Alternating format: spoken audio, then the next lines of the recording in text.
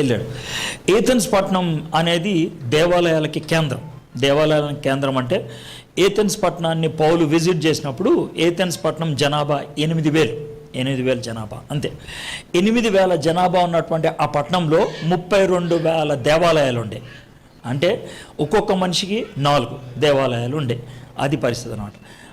అయితే పౌలు ఉన్నటువంటి టైంలో ఏథెన్స్ పట్టణం గురించి ఏమని చెప్తారంటే, రోడ్డు మీద ఎక్కడికి వెళ్ళినా కూడా ఎక్కువగా కనబడేది ముందు దేవాలయాలంట, దాని తర్వాత కుక్కలంట, దాని తర్వాత మనుషులంట. అది విషయం. అంటే మనుషులు అక్కడక్కడ కనబడతారు, దేవాలయాలు ఎక్కువ కనబడతాయి. అంత దేవాలయాలు ఉన్నటువంటి ఆ పట్టణానికి ఒక్కడే వెళ్ళాడు, ఒక్కడే పరిచయం చేశాడు. ఊర్లో ఉన్న వాళ్ళంతా జమ అయ్యి, ఏమిరాబాయ్ మాట్లాడుతున్నాం, సెంటర్ రా చూసుకుందాం అని తీసుకొస్తే అక్కడ కూడా ఒక్కడే నిలబడి మాట్లాడాడు. వాళ్ళు ఎంత కఠినాత్ములు అంటే, వాళ్ళు మాట్లాడుతున్నప్పుడు కోపం వచ్చింది అనుకోండి ఎవరికైనా, వచ్చి ద్రాక్షారసం ఇస్తారు తాగుని. ద్రాక్షారసం ఇవ్వడం సార్, కోపం వస్తే అని అంటారు. అది తాగితే చచ్చిపోతారు అనమాట. దాంట్లో తేలు విషం కల్పిస్తారు. సాక్రటీస్ అనేటువంటి గొప్ప తత్వవేత్తని అక్కడే చంపేసింది. అదే స్టేజ్ మీద పౌలు నిలబడి మాట్లాడాడు. ఎవరికి కోపం వచ్చినా కూడా లేపేస్తారు. కానీ అక్కడ కూడా ఏం టెన్షన్ పడలా, ఒకడే వెళ్ళాడు, వాక్యం చెప్పాడు, కొంతమంది మార్మన్స్ పొందారు, వచ్చేసారు. ఇది ఏథెన్స్ పట్టణం వెళ్ళినటువంటి వినం. అయితే ఆయన కొరింథు పట్టణం వెళ్ళాడు. కొరింథు పట్టణం కూడా గలీజ్ పట్టణమే. ఎంత గలీజ్ పట్టణం అంటే, కొరింథు పట్టణంలో డయానా అనేటువంటి దేవతకి దేవాలయం ఉంటుంది అన్నట్టు కొండ మీద. ఆ దేవాలయంలో దగ్గర 1000 మంది దేవకన్యలు ఉంటారు. దేవకన్యలు అనే పవిత్రమైన మాట. మన యాదగిరి గుట్ట వెళ్తే అట్లాగా అనమాట. దేవకన్యలు అంటే వేశ్యలు అనమాట, ప్రాథమికంగా వ్యభిచారులు. అమ్మా నాన్నలు ఏం చేస్తారంటే, పుట్టిన అమ్మాయిని తీసుకొచ్చి దేవాలయంలో పడేస్తారు. వాళ్ళు ఇక శరీరాన్ని నమ్ముకొని బతుకుతారు అనమాట. అయితే ఈ దేవకన్యకలకి ఒక పేరు ఉంటుంది. ఏమనంటే, వాళ్ళతో ఒక రాత్రి పడుకుంటే పరలోకంకి వెళ్ళిపోతామని. అందుకని మస్తు డిమాండ్ ఉంటుంది అనమాట. సో ఆ విధమైనటువంటి దేవకన్యలు తిరుగుతూ ఉండేవాళ్ళు అనమాట కొరింథు పట్టణంలో. మీకు కొరింథు పట్టణంలో పౌలు భక్తుడు ఒక రూల్ చెప్పారు, ఆడవాళ్ళు ఎప్పుడు ముసుగు కప్పుకోవాలని. అంటే ఇప్పుడు మీరు కప్పుకోకపోతే ఏం టెన్షన్ పడద్దు, చెప్తున్నా. అక్కడ ఎందుకు వచ్చింది రూల్ అనేది అని అంటే ఏంటంటే, సాయంత్రం 4 అయితే కనుక ఆడవాళ్ళు 2 రకాలుగా తిరుగుతారు. కొంతమంది నెత్తి మీద కప్పుకొని తిరుగుతారు, కొంతమంది నెత్తి మీద కప్పుకోకుండా తిరుగుతారు. నెత్తి మీద కప్పుకొని తిరిగారంటే వాళ్ళు మర్యాద కలిగిన స్త్రీలని, నెత్తి మీద కొంగు లేదని అంటే కనుక వాళ్ళు వేశ్యలని, వాళ్ళు బేరం ఆడుకుంటారు అనమాట. సో మీరు ఒక నెత్తి మీద కప్పుకోకపోతే మిమ్మల్ని అది అనుకుంటారేమో అని భయం అనమాట ఆయనకి, పౌల్కి. అందుకని కప్పుకోమన్నాడు. అంటే ఇండియాలో కాదు, మీరు టెన్షన్ పడి కప్పేసుకోవద్దు. ఇప్పుడు చెప్తున్నాను అసలు, అంటే అది ఎందుకు వచ్చింది అని చెప్తున్నా. ఓకే, అది దానికి కారణం, బ్యాక్గ్రౌండ్, దాని యొక్క బ్యాక్గ్రౌండ్ అది. సో అంత గలీజ్ పట్టణం అన్నమాట. అయితే ఆ పట్టణానికి పరిచర్కి వెళ్ళాడు పౌలు భక్తుడు. కొరింథు పట్టణంలో మస్తు పరిచర్య చేశాడు. 18 నెలలు పరిచర్య చేశాడు. ఒక సంఘానికి అతి ఎక్కువ ఉత్తరాలు పౌలు ఏ సంఘానికి రాశాడంటే కొరింథు సంఘానికే. మనకి బైబిల్లో 2 ఉత్తరాలు ఉన్నాయి. అయితే ఇంకో ఉత్తరం కూడా రాశాడు, అది ఎక్కడో పోయింది. అది అంటే లేదా పరిశుద్ధాత్ముడు ఇంపార్టెంట్ కాదు అనుకున్నాడేమో, పెట్టలేదు. అయితే 3 ఉత్తరాలు రాశాడు. ఒక సంఘానికి 3 ఉత్తరాలు రాసింది ఒక్క సంఘానికే. పైగా పెద్ద ఉత్తరాలు రాశాడు. 16 అధ్యాయాలు 12 అధ్యాయాలు పెద్ద ఉత్తరాలు రాశాడు.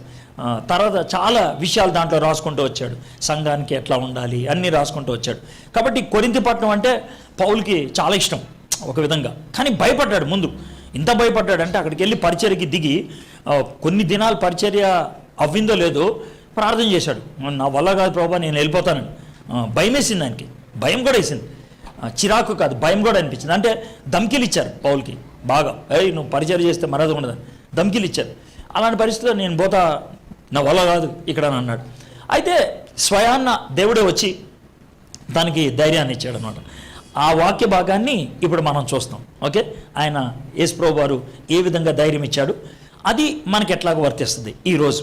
ఎందుకంటే మీకు కూడా ఏదైనా భయం ఉంటే, ఎట్లాగ ముందుకెళ్తాను, కష్టం అనిపిస్తుంది కదా అని అనిపిస్తే, ఈ వాక్యం మనకి ఎట్లా ధైర్యం ఇస్తుందని చూద్దాం. అపోస్తుల కార్యం 18వ అధ్యాయం. అపోస్తుల కార్యం 18వ అధ్యాయం 9, 10, 11 3 వచనాలు నేను చదువుతాను. తర్వాత అందుట్లోంచి దేవుడు మనకి పౌలు ద్వారా ఎలాంటి ధైర్యాన్ని ఇస్తాడనే దాన్ని చూద్దాం. అపోస్తుల కార్యం 18వ అధ్యాయం 9, 10, 11 వచనాలు. 9వ వచనం చదువుతున్నాను. రాత్రి వేళ దర్శనమునందు ప్రభువు, నీవు భయపడక మాట్లాడము, మౌనముగా ఉండకము, నేను నీకు తోడై ఉన్నాను, నీకు హాని చేయుటకు నీ మీదకి ఎవడనూ రాడు. ఈ పట్టణంలో నాకు బహుజనం ఉన్నదని పౌలు చెప్పగా అతడు వారి మధ్య దేవుని వాక్యం బోధించుచు 1 సంవత్సరం మీద 6 నెలలు అక్కడ నివసించను. 3 వచనాల్లో చాలా విషయాలు మనకు తెలిసిపోతాయి. మనవాడికి భయం వేసింది, కాముష్ అయిపోయాడు, ఇంటికి వెళ్ళిపోదాం అనుకున్నాడు, చాలా స్పష్టంగా అర్థమవుతుంది కదా. అయితే అలాంటి పరిస్థితుల్లో దేవుడు మాట్లాడాడు, మనోడికి ధైర్యం వచ్చింది, నోరు తెరిచాడు, పరిచయం చేశాడు, 18 నెలలు ఉన్నాడు. అన్ని విషయాలు అక్కడ అర్థమైపోతుంది కదా చాలా స్పష్టంగా. అంటే భయం వేసి వెళ్ళిపోయా ఆయన 18 నెలల నుండి పరిచయం చేశాడు. ఆయన పరిచయం చేసి పెద్ద సంఘాన్ని స్థాపించాడు, 3 ఉత్తరాలు రాశాడు. కాబట్టి వదులుకుందాం అనుకున్న దాన్ని అంత గట్టిగా ఎలా చేయగలిగాడు అంటే ఆయనలో ఆ విధమైనటువంటి మార్పు ఎట్లా వచ్చింది? మీలో ఎవరికైనా ఏదైనా ప్రయత్నం చేసి నా వల్ల కాదు అని తంగైపోయి వదిలేద్దాం అనుకుంటే, కష్టం అనిపించినట్లయితే ఈరోజు దీని నుంచి మీరు ధైర్యాన్ని తెచ్చుకుంటారు. నేనేమంటానంటే చాలాసార్లు దేన్నైనా ప్రయత్నం చేస్తున్నా రావట్లేదంటే ఈ రెండిట్లో ఏదో ఒకటి కారణమే ఉండాలి. ఒకటి, అది చాలా విలువైంది అయి ఉండాలి. చాలా విలువైంది పుక్కట్లో రాదు, చాలా కష్టపడితే కానీ రాదు, అదన్నా అయి ఉండాలి. రెండోది, అది చాలా దరిద్రమైంది అయినా అయి ఉండాలి. ఓకే, చాలా దరిద్రమైంది అయితే దేవుడు ఇయ్యడు. నువ్వు మళ్ళీ మళ్ళీ ఆలోచించి ఎప్పుడో ఒక దినాన్న గుర్తెరిగి చెయ్యి ఇది వద్దురాబాయ్ అని వదులుకోవాలనేసి. కాబట్టి ఈ రెండిట్లో ఏదో ఒకటి. కాబట్టి ఈరోజు ఈ మాటలు వింటా ఉన్నప్పుడు ఫస్ట్ ఆఫ్ ఆల్ అది డిసైడ్ చేసుకోండి, అది చాలా విలువైందా చాలా వేస్ట్దా. విలువైంది అయితే కనుక వదిలిపెట్టొద్దు, వేస్ట్ అయితే కనుక వదిలిపెట్టాడు. నెంబర్ 1. నెంబర్ 2, విలువైంది అంటే కనుక దాన్ని మనం చేజిక్కించుకోవడానికి దేవుడిచ్చేటువంటి వాగ్దానాలు, దేవుడిచ్చేటువంటి మంచి మాటలు ఏంటో చూద్దాం. ఓకే, దీంట్లో 5 వాగ్దానాలు ఉన్నట్లు నేను చూస్తున్నాను. 5 వాగ్దానాలు చాలా స్పష్టంగా ఉంటాయి, చూద్దాం. మొదటిది 9వ వచనం. రాత్రి వేళ దర్శనం నందు ప్రభు, ఆయన దగ్గరికి ఎవరు వచ్చారు? ప్రభువే వచ్చేసాడు డైరెక్ట్గా, అవునా కదా. అయితే దేవుని బిడ్డలకి భయం వేస్తే, దేవుడు ఎవరిని పంపాడు? ఆయనే వచ్చేస్తాడు. దేవుడు ఎవరిని పంపాడు? ఆయనే వస్తాడు. అయితే మనం భయపడేది ఆయనకే. అది వచ్చింది అంటే భయపడేది ఆయనకే అంటే చెప్తాను మీకు గదిలో ఒకళ్ళే ఉన్నారు అనుకుందాం, పగలే, రాత్రి ఏం కాదు, పగలే. ఓకే, ప్రార్థన చేసుకుంటున్నారు, ప్రభా నాకు సాయం చెప్పు ప్రభా, ఒక మాట చెప్పు ప్రభా అని గట్టిగా ప్రార్థన చేస్తున్నారు అనుకుందాం. ఉన్నటువంటి సరిగా ఏంటి రాబాయ్ ఏంటి చెప్పు అని అన్నాడు అనుకో దేవుడు, ఏం చేస్తారు మీరు? ఉరికి బయటపోతారు. మామూలుగా స్ట్రేట్ చెప్తున్నాం, అర్థమైందా? ఉరికి బయటపడుతున్నాం. మనం భయపడేదే ఆయనకి. ఇక మనకేం చెప్తాడు? మనలో చాలామంది అడుగుతున్నప్పుడు దేవుడు ఎందుకు సమాధానం చెప్పడంటే చెప్తే మనం పోతామని. అదైనా ఆయనకి చెప్పాలని ఉంటుంది. ఇప్పుడు మా ఆయన వస్తే కంటే కానీ మనమే పోతాం, అందుకనే రాడు. ఒకసారి ఒంగోలులో ఓ పోరగాడు మస్తుగా పాడుతున్నాడు, చాలా స్పెషల్ సాంగ్ అన్నారు. నువ్వు మాట్లాడు ప్రభు, ఒక్క మాట మాట్లాడు ప్రభు అదే అని మాట్లాడి వచ్చి నా పక్కన కూర్చున్నాడు. ఆయన కూర్చొని చాలా ఫీల్ అవుతూ ఉన్నాడు. స్పీకర్ పక్కన కూర్చున్నాను, తర్వాత పాట పాడాను అది ఇదని. నా ఇంకా చూశాడు, తమ్మి బాగా పాడావన్నా. ఇక మనోడు ఇక సాల్వ్ అయిపోయాడు, ఎక్కడో ఉన్నాడు ఆయన. అయిపోయిన తర్వాత తమ్మి బాగా పాడావు, మరి దేవుడు మాట్లాడితే వింటావా అన్నాడు. ఒక మాట మాట్లాడు ప్రభు అన్నాడు. దేవుడు ఏంద్రబాయ్ అన్నాడంటే ఏమంటావు అన్నా. ఇక మనోడు ముఖం చిన్నదైపోయింది. అయితే నేను అది సరదాగా అన్నాను కానీ బట్ నిజంగా చెప్పాలంటే దేవుడు అతి కష్ట సమయంలో మనతో ఉండడానికి ఇష్టపడుతున్నాడు. అయితే ఇక్కడ కూర్చున్నటువంటి మనలో అందరితో దేవుడు లేడు. మీకు కొంతమందికి టెన్షన్ వస్తుంది, వస్తే మంచిదే, రాకపోతే బాధ, అర్థమైందా? అందరితో దేవుడు ఉండడు. ఈ డైలాగ్ ఎప్పుడు వినుంటారు మీరు, దేవుడు అందరికీ ఉండడు, తోడు కొంతమందికి ఉంటాడు. అదేంటన్నా మరి దేవుడు అందరినీ ప్రేమిస్తాడు కదా, అందరినీ ప్రేమిస్తాడు కానీ దేవుడు మాత్రం అందరికీ తోడుగా ఉండడు, కొంతమందికే ఉంటాడు.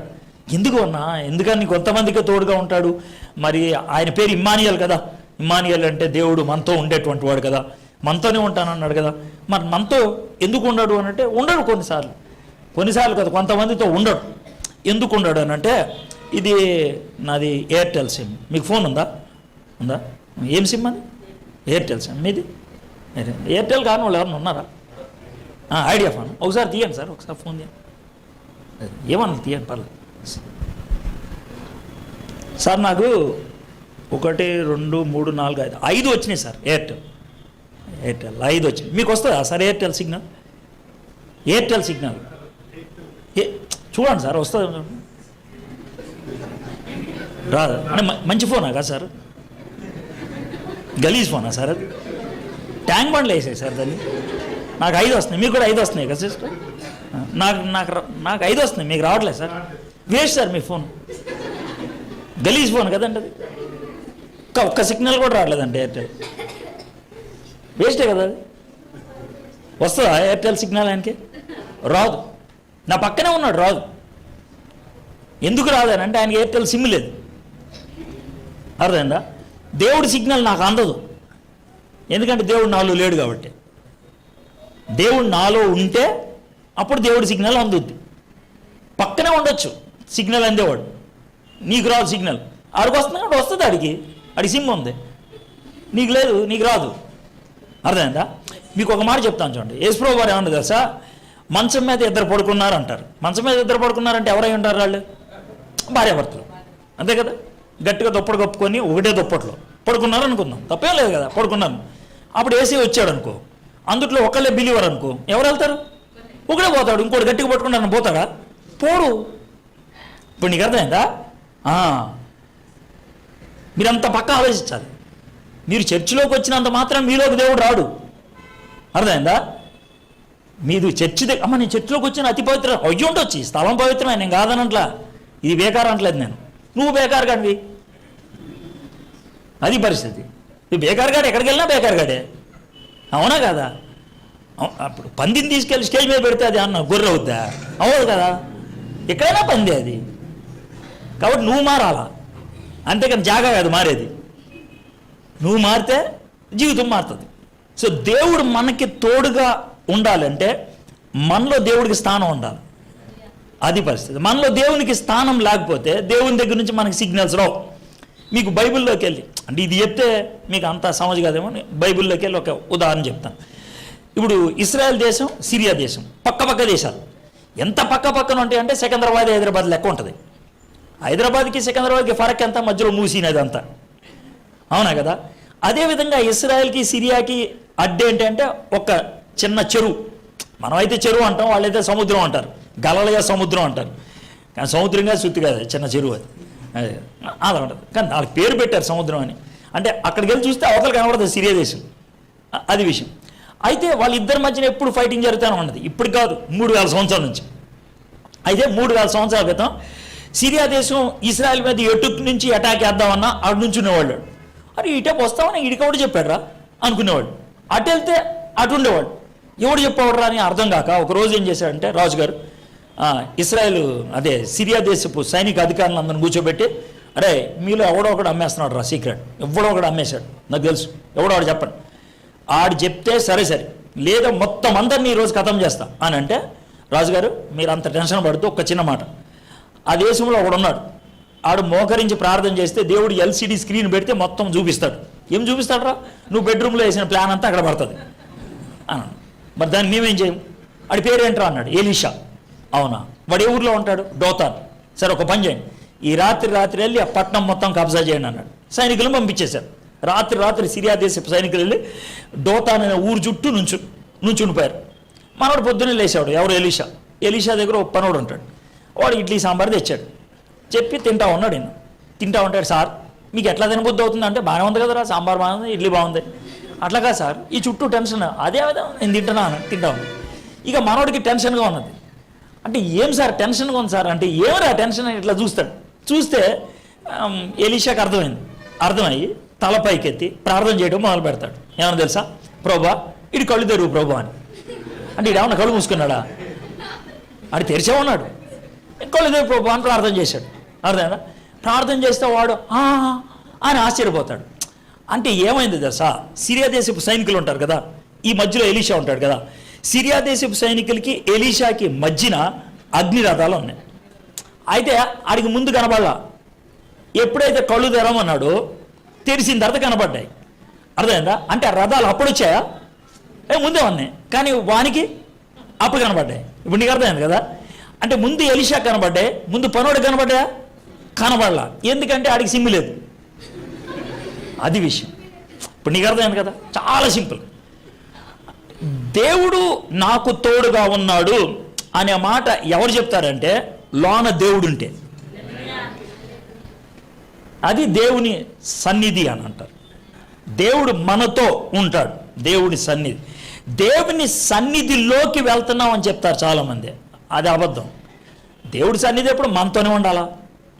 అర్థమైందా? చర్చిలోకి వెళ్తే దేవుడు ఉంటాడు, బయటికి వెళ్తే లేడంటాడు, పెద్ద గలీజ్గాడు అని అర్థం. ఇక్కడ స్తోత్ర బలి అంటాడు, బయటికి వెళ్ళి బాహుబలి అంటాడు. అది పరిస్థితి. అర్థమైంది కదా? ఇక వాడితో ఎప్పుడు దేవుడు ఉండడు, ఇక్కడ ఉండడు, అక్కడ ఉండడు. ఆడి ఫీలింగ్ మాత్రమే. దేవుడు ఉంటే ఎప్పుడు నీతో ఉంటాడు, లేకపోతే ఎప్పుడు ఉండడు. ఈ రెండాట్లో ఏదో ఒకటి. సో పక్క డిసైడ్ అయిపోండి, దేవుడు మీతో ఉన్నాడా లేదా, అది విషయం. అర్థమైందా? అది మనం తెలుసుకోవాలి. ఒకవేళ లేకపోతే ప్రభా మీరు నా జీవితంలోకి రండి అని అడగాలి. దేవుడు లోనక రాకపోతే జిందగీలో నీకు ధైర్యం రాదు, బస్ రాదు, ఎప్పటికీ రాదు. జిందగీలో ఎప్పుడు కూడా ఖుషిగా ఉండను. పరిపూర్ణమైన సంతోషం, పరిపూర్ణమైన ధైర్యం దేవుడు మనతో ఉంటేనే అవుతుంది, మనలో ఉంటేనే అవుతుంది. ఓకే, దేవుని సన్నిధి. కాబట్టి అక్కడ యేసుప్రభు వారు ఇచ్చినటువంటి వాగ్దానం ఏంటంటే, రాత్రివేళ దర్శనందు ప్రభు నువ్వు భయపడక మాట్లాడము. యేసుప్రభు వారు ఉన్నాడు కాబట్టి భయపడొద్దు అని చెప్పగలిగాడు. యేసుప్రభు వారు ఉన్నారు ఆయనతో, అందుకనే ధైర్యంగా ఉండు అనేటువంటి మాట చెప్పగలిగాడు. బైబిల్ చరిత్రలో చాలా సందర్భాల్లో ఇది జరిగింది. వాళ్ళకి భయమైనటువంటి పరిస్థితుల్లో, అతి దారుణమైనటువంటి పరిస్థితుల్లో దేవుడు వాళ్ళతో ఉన్నాడు. దేవుడు ఎక్కడైనా ఉంటాడు, దేవుడు విడిచిపెట్టేటువంటి జాగా లేదు. అర్థమైందా? పాల్వంచులో నేను ఇంజనీరింగ్ చదివేటప్పుడు ఒక 8 నెలలు ఒక ముస్లిం సోదరుడితో కలిసి రూమ్లో ఉండేవాడిని. మా హాస్టల్ రూమ్స్ ఉంటాయి కదా. అయితే నేను అప్పటికే యేసుప్రభుని అంగీకరించిన కాబట్టి తొలి దినాలు కదా, బైబిల్ బాగా చదివేటోడిని. కాకపోతే వాదించలాడతాం, ఎందుకంటే మనకు అప్పుడప్పుడే దినాలు కాబట్టి వాదించట్లా, చదువుకునేవాడు. వాడు కూడా బాగా ఖురాన్ గిరాన్ చదువుకునేవాడు, నమాజ్ చేసేవాడు, అన్నీ చేసేవాడు. ఇలాంటిది వేసుకునేవాడు, వేసి ఆడు నమాజ్ చేసేవాడు. ఇది పరిస్థితి. అయితే నేను ప్రతి బుధవారం బైబిల్ స్టడీకి వెళ్ళేవాడిని సాయంత్రం 5 గంటలకి. ఒకరోజు నిద్రపోతున్నాను బుధవారం. వాడు 4:45 ఎంత అయింది, లేపాడు. అరే బైబిల్ స్టడీకి వెళ్ళవా అన్నాడు. అంటే లేచి గబగబా ముఖం కడుక్కొని నేను బైబిల్ స్టడీకి వెళ్తాను. ఇదే బైబిల్ అనుకోండి, బైబిల్ ఇట్లా పెట్టుకొని పోతున్నాను. అయితే మా రూమ్ బయట టాయిలెట్స్ ఉంటాయి. నాకు టాయిలెట్ వెళ్ళాలనిపించి అట్లాగే వెళ్ళిపోయాను టాయిలెట్కి. వెళ్ళి బయటకు వచ్చేసిన ఓ 2 మినిట్ తర్వాత వాడు బయట నుంచొని ఉన్నాడు. ఎరా నీకు ధమాకు ఉందా లేదా, బుద్ధి ఉందా లేదా అని మస్తు తిరుగుతూ ఉన్నాడు. ఏమైందని అన్నాడు. పవిత్రమైన బైబిల్ తీసుకొని బాత్రూంలోకి వెళ్తావా అని అన్నాడు. అయితే నేను చాలాసార్లు ప్రార్థన చేసిన, ప్రభా వీనితో ఎట్లాగన్నా సరే నీ గురించి చెప్పాలా, నాకు ఓ ఛాన్స్ ఈ ప్రభా. అయితే ఎట్లాగంటే ఒక్క బుల్లెట్తో పని అయిపోవాలి, ఇక 4-5 సార్లు చెప్పుడు ఉండకూడదు, అట్లా చెప్పాలి అనేసి అనుకున్నా. అది అనిపించింది నాకు. వాడిని బైబిల్ ఇలా చూపించి ఎరా ఇది పవిత్రమైందా అన్న. అంటే వాడు 2 జవాబులు చెప్పాలి, అవును కాదని. అవును అన్నాడు అనుకో, దారా మన ఇద్దరం కూర్చోవుతాం అంట, పవిత్రమైనదే చదవాలిగా. కాదు అన్నాడు అనుకో, ఎందుకు అంత ఊరుతున్నావు అంట. ఇప్పుడు ఏది చెప్పినా కూడా ఆడికి డౌటే. ఇక ఆడు సైలెంట్ అయిపోయాడు. నేను బైబిల్ స్టడీకి వెళ్ళి వచ్చేసిన. ఏదో అంటే తర్వాత ఆడు అట్లా కూర్చొని అన్నాడు. ఏంటి అట్లా కొన్నావు అన్నాడు. అరే నువ్వు అడిగిన ప్రశ్నకి నాకు ఏం చెప్పమంటావురా, అవును అంటే ఒక మాట, కాదంటే ఒక మాట, ఎట్లా అన్నాడు. అరే ఏం లేదురా, ఇది చాలా చాలా ఈజీరా అన్నాడు. ఏందిరా అన్నాడు. ఏం లేదురా బాయ్, నువ్వేమని నమ్ముతావు, ఏదో దినాన్న మహమ్మద్ మళ్ళీ వచ్చి తీసుకుపోతాడని నమ్ముతావు, అవునా? నేను నమ్మేదేంటి తెలుసా, ఏదో దినాన్ని ఏసీ వచ్చి తీసుకుపోతాడని. అర్థమైందా? నువ్వు నేను నమ్మేది ఒకటే. అయితే నువ్వు నేను నమ్మేది ఇంకోటి ఏంటంటే, మహమ్మద్ చెప్పిరాడు, ఏసే చెప్పిరాడు, ఎప్పుడు వస్తాడో తెలియదు. అరే ఒక్క మాట చెప్తున్నాను రా, నువ్వు బాత్రూంలో ఉన్నప్పుడు మహమ్మద్ వచ్చాడు అనుకో, అనుకుందాం, ఇడు కడుక్కోలేదని నువ్వు పోతాడా?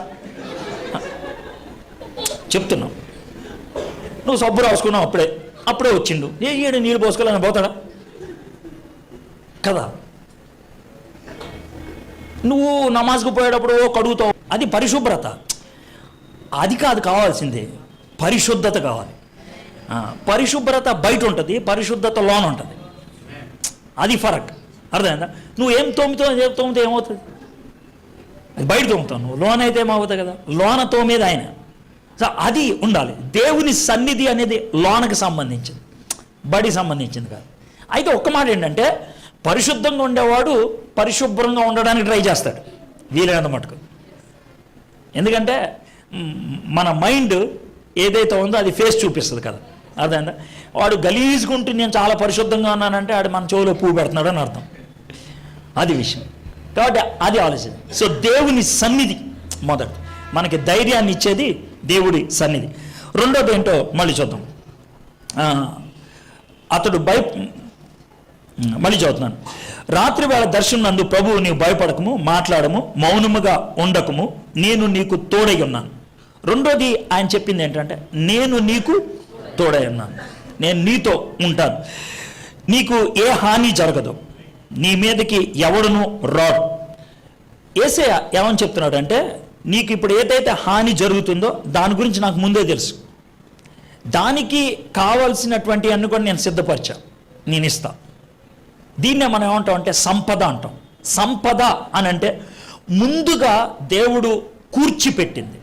మనకి అటాక్ వచ్చిందా దేవుడు బుర్రగొక్కోడు. అటాక్ రాక ముందే దానికి కావాల్సిన పరిష్కారం ముందు ఆలోచిస్తాడు. ఒక చిన్న ప్రశ్న చెప్తాను, ప్రశ్న అడుగుతాను.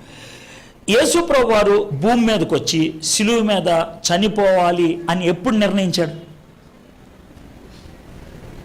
చెప్పండి, పర్లేదు, కరెక్టే, మీరు చెప్పింది కరెక్టే, విన్నాను, నా ఈ పాము చెవులు. జగత్తు అంటే పాపం చేసింది అది డిసైడ్ అవ్వాలా, అర్థమైందా? మనిషిని చెయ్యక ముందే ఈ మనిషిని చేస్తాను, ఆడు పాపం చేస్తాడు, ఆడు పడిపోతాడు, పడిపోతే ఆయన ఏం చేయాలని ముందు డిసైడ్ చేశాడు ఆయన. ఎంత సూపర్ చూడండి. కాబట్టి ఈరోజు నీకు వచ్చే సమస్య గురించి దేవుడు సమస్య వచ్చిన తర్వాత బుర్రగొక్కోడు, సమస్య రాకముందే డిసైడ్ చేస్తాడు ఆయన. అవునా కదా? సమస్య రాకముందు. ఇప్పుడు నన్ను మీటింగ్ పిలిచారు, అర్థమైందా? మీటింగ్ పిలిచి ఆయన మస్తు ఇంట్రడక్షన్ ఇచ్చాడు, హడావుడి చేశాడు, అంతా చేశాడు. అవునా కదా? ఎందుకనంటే దానికి ముందే ఆయన సిద్ధపడ్డాడు. మామూలు మనిషి ఇంత సిద్ధపడితే అర్థమైందా, దేవుడు ఇంకెంత సిద్ధపడాలి? అర్థమైందా? ఆయన మీటింగ్కి నన్ను పిలిచినప్పుడు, అన్న నీ మైక్ నువ్వు తెచ్చుకో అన్నాడా? మైక్ ఇచ్చిందా లేదా? ఇది సంపద. అవునా కదా? అంటే నేను ఇక్కడికి వచ్చి మాట్లాడాలంటే ఏమేమి కావాలా అని ముందుగా ప్రిపేర్ చేయటం. ఒక పోడియం, ఒక మైక్, కింద ఒక మ్యాట్, హడావిడి, ఎంత చేశారు లేదా? దీని సంపద. అయితే మామూలు మనుషులే ఇంత చేస్తే దేవుడు ఇంకెంత చేయాలి? అవునా కదా? అయితే పౌలు భక్తుడికి ఒక గొప్ప విషయం చెప్పాడు, నీకు సంపద అనేది ఎలా ఉన్నది అని.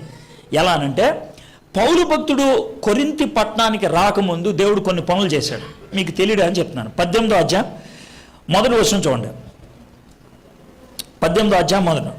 అటు తర్వాత పౌలు ఏథెన్స్ నుంచి బయలుదేరి కొరింథీనకు వచ్చి పొంతి వంశీయుడైన అకుల అనే ఒక యూదుని, అతని భార్య అయిన ప్రిస్కిలాను కనుగొని వారి వద్దకు వెళ్ళాను. యూదులందరూ రోమా విడిచి వెళ్ళిపోవాలని క్లౌదియా చక్రవర్తి ఆజ్ఞాపించినందున వారు ఇటలీ నుండి క్రొత్తగా వచ్చిన వారు వృత్తికి డేరాలు కుట్టువారు. పౌలు అదే వృత్తి గలవాడు గనుక వారితో కాపురం ఉండెను. వారు కలిసి పని చేయుచుండే. ఇప్పుడు పౌలు భక్తుడు కొరింథీ పట్టణంలోకి రాకముందు ఇటలీ దేశంలో, అంటే కొరింథీ పట్టణం అనేది ఏథెన్స్, మన గ్రీస్ దేశం పక్కన ఉన్నది ఇటలీ దేశం. ఇటలీ దేశంలో గొడవలేని. ఎలాగంటే కొత్త చక్రవర్తి వచ్చాడు, క్లౌడియా. ఆడొచ్చి గొడవ చేసి ఏంటనంటే, రాయ్ ఈ దేశంలో ఉన్న క్రైస్తవులందరూ వెళ్ళిపోవాలి అని అన్నాడు. అనంటే ఇటలీ దేశం నుంచి ఒక కుటుంబం, అకుల ప్రిసిల్లా, వాళ్ళు ఇటలీ నుంచి గ్రీస్ వచ్చి కొరింథీ పట్టణంలో సెటిల్ అయ్యారు. వాళ్ళు డేరాలు కుట్టుకునేవాళ్ళు. ఇప్పుడు పౌలుకి వీళ్ళకి సంబంధం ఏంటి చెప్తాం. అకుల ప్రిసిల్లా యూదులు, పౌలు యూదుడు. అకుల ప్రిసిల్లా మారుమనసు పొందినవాడు, పౌలు మారుమనసు పొందినవాడు. అకుల ప్రిసిల్లా వాక్య పరిచయం చేసేవాడు, పౌలు వాక్య పరిచయం చేసేవాడు. అకుల ప్రిసిల్లా డేరాలు కుట్టేవాడు, పౌలు డేరాలు కుట్టేవాడు. మీరు నేను ఒకటే అనేసి వాళ్ళు పేయింగ్ గెస్ట్లు అయిపోయారు. పీజీ అంటారా? పౌలు వాళ్ళ ఇంట్లో ఉండిపోయాడు. 1.5 సంవత్సరం వాళ్ళ ఇంట్లో ఉండి పరిచయం చేశాడు. అంటే ఒక మాట చెప్పాలంటే, పౌలు కొరింథీ పట్టణంలోకి రాకముందు దేవుడు అకుల ప్రిసిల్లాని పౌలు కోసం తెచ్చిపెట్టాడు.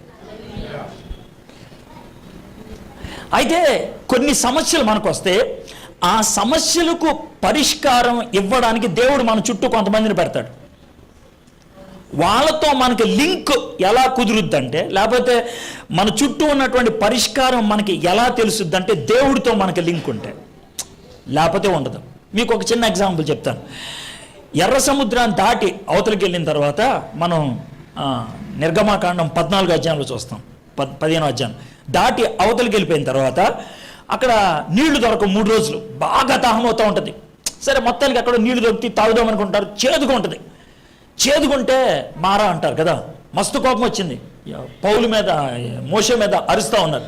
అప్పుడు దేవుడు మోషేతో ఏమంటాడంటే, జర ముందుకెళ్ళి అంటాడు. వెళ్తే అక్కడ చెట్టు ఉంది, ఏం కనబడుతుంది కానీ ఓ చెట్టు ఉంది ప్రభు అన్నాడు. దాన్ని నరికే అన్నాడు. నరికేశాడు. దాన్ని తీసుకెళ్ళి ఆ కొమ్మని దీంట్లో పడే అన్నాడు. పడేశాడు. నీళ్లు తీయగాయండి. అయితే నేనేమంటానంటే ఈ చేదు నీళ్ళకి పరిష్కారమైన ఆ చెట్టు అప్పుడప్పుడు వచ్చిందా? ముందే ఉంది.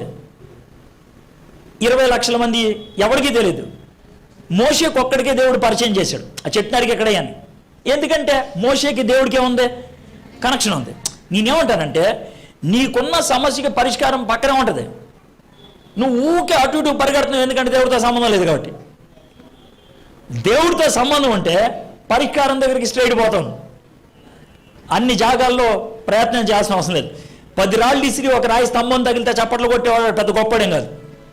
అవునా కదా? ఇప్పుడు దాన్ని కొడతా అని ఓ కొట్టి 10 తగిలిద్ది అని అంటే పెద్ద విషయం అందే. 10 ఇసిరితే రోడ్డు తగులుతుంది. కానీ గొప్పోడు ఎలాంటి వాడు అంటే ఒక్క రాయి ఇసిరాలు టక్కుమని తగలాల. అది పరిస్థితి. అలా ఉండాలి. అది ఎప్పుడు సాధ్యమవుతుంది అంటే దేవుడితో మనకి లింక్ ఉంటే సాధ్యం అవుతుంది. మొదటిది నా సన్నిధి నీకు తోడుగా ఉంటుంది. రెండోది నా సంపద నీకు తోడుగా ఉంటుంది.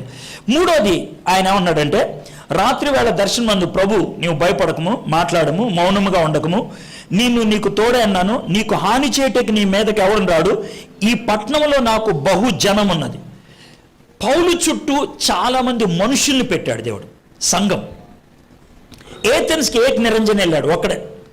కానీ కొరింథీ పట్టణానికి ఒక్కడే వెళ్ళినప్పుడు కూడా ఒక్కడే పని చేయలేపాడు. కొరింథీ సంఘంలో పరిచయం చేయడానికి దగ్గర 7 సహాయం చేశారు. అకుల్లా సహాయం చేశాడు, ప్రిసిల్లా సహాయం చేశాడు, గాయు అనే ఆయన సహాయం చేశాడు, తిమోతి ఉన్నాడు తనతో పాటు. ఈ విధంగా 7 వ్యక్తులు తన చుట్టూ ఉన్నారు. అంత సపోర్ట్ ఉంటే కానీ పౌలు చేయలేపాడు. కొన్ని సందర్భాల్లో మనం ఒంటరిగా చేయలేం. అందుకని దేవుడు మన చుట్టూ మనుషుల్ని పెడతాడు. దేవుడు చూపించే మనుషుల మీద ఆధారపడకపోవటం మన పొరపాటు. దేవుడు చూపించే మనుషుల మీద ఆధారపడకపోవటం అనేది గర్వం. ప్రతి ఒక్కడి మీద ఆధారపడటం అనేది అవిశ్వాసం. ప్రతి ఒక్కడి మీద అంటే కనబడిన ప్రతి ఒక్కడికి ప్రార్థన చేయవా అని అంటే కనుక నువ్వు ప్రార్థన చేయవా అని అర్థం అనమాట. అర్థమైందా? హైదరాబాద్ పట్టణం ఒక పేరు ఉంటుంది, అవుట్ సోర్సింగ్ అంటారు.